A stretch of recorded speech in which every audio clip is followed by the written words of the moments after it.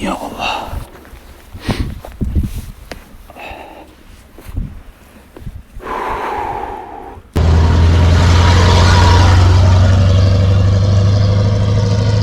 Salam Velokamp izləyicilərim. Mayın bu günləri onu maşallah olsun əməlli başlı. Hava isinib. Necə deyirlər artıq. Yayın abu havası duyulur. Maşallah olsun.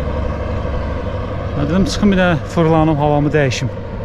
Gözəl havanı qaçırmaq olmaz.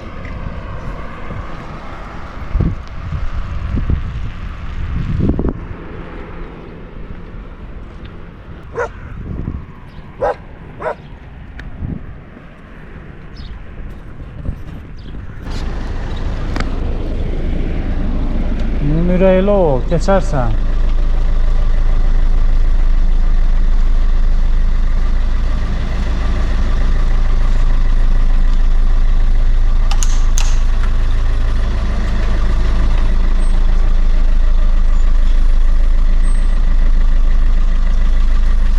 Keçir, sür, narahat olma. Keç, biz də keçerik, Allah sana köməyim olsun.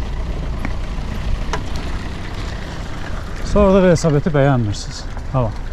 Bir göz qırpımında keçdi oran.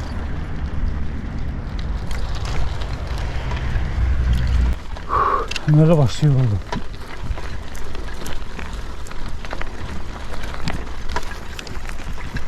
Yani burada maraqlı bir tane böyle bir yer var. Yani çobanların istirahat yeridir.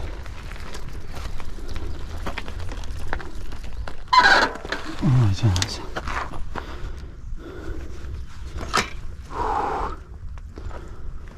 Havanın qızdığı vaxtlarda, ərəfələrdə biraz ehtiyatımı gözlüyüm ilan olar.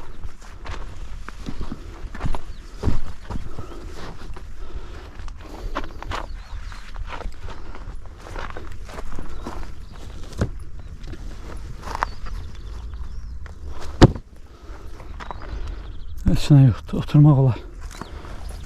Ya Allah.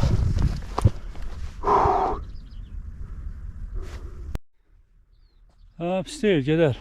Maraqlı yerdir. Quşların səsi də öz sözündür.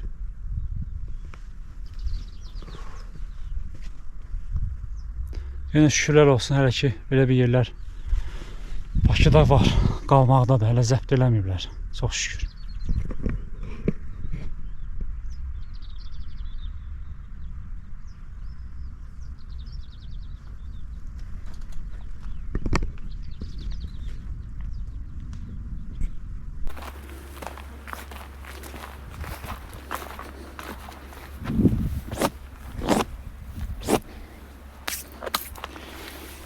Ya Allah.